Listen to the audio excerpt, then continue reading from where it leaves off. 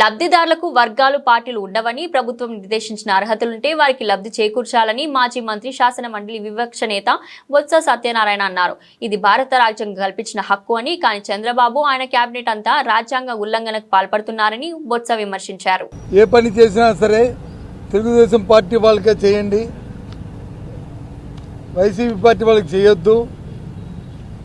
చేస్తే పాముకి పాలు వేసి పోషించినట్టే.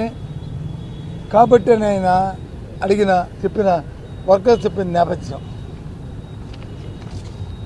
దయచేసి ఆలోచించమని కోరుతున్నాను. ఎవరైనా బెనిఫిషరీ ఉంటే బెనిఫిషరీకి పార్టీలు ఉండవు,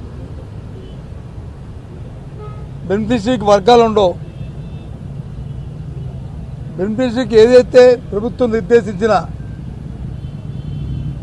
పారామీటర్స్ ఏవైతే ఉంటాయో వాటి వరకే చూసి ఆ పారామీటర్స్ కానీ సరిపోతే ఆ రకంగా వారిని లబ్ధిదారుగా చేకూర్చడం అనేది భారత రాజ్యాంగం ఇచ్చే హక్కు. అలా కాకుండా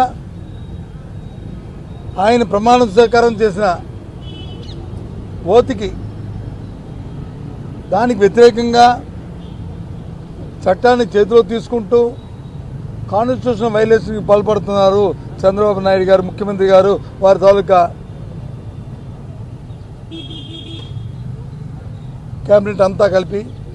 వారితో పాటు బ్యూరోక్రసీ మొత్తం అందరూ కూడా ఈ విధంగా వారి పరిపాలన సాగుతుంది. కాబట్టి మీ ప్రభుత్వంలో మీ ఇంటర్వెన్షన్ అవసరం గవర్నర్ గారు అని చెప్పి వారికి ఈరోజు మేమందరం నిర్ణయించుకున్నాం.